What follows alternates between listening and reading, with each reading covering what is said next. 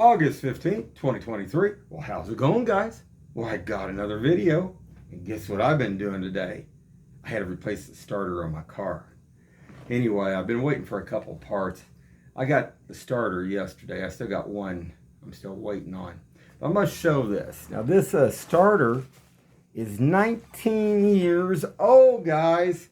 19 years old. It's a baby. It's a baby little starter. It ain't like those GM and Ford way back there in the 70s and 80s. I mean, this thing is lightweight, and it must have been pretty durable too, because it's 19 years. 19 years on that baby. It's still got the stamps and everything on it, guys. But what I was going to talk about for a second, if anybody has to replace one on a Suzuki Aerio, mine's a 2004. You gotta get underneath to undo the wires to the starter and unplug it. But that's all you have to do underneath, because you actually remove this starter. The two bolts are from the side of the transmission.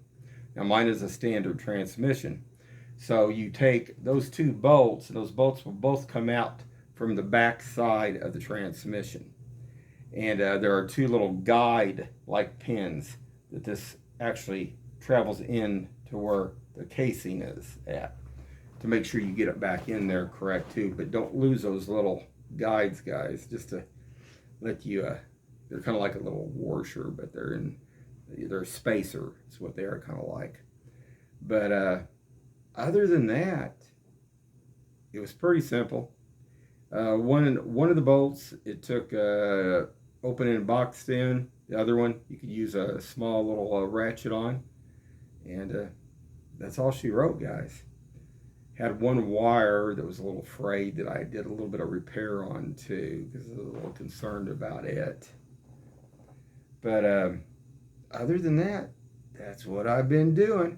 And tomorrow I'm going to be heading for the zoo to get some more videos for you guys of the animals. Anyway, eyes open and have a good one.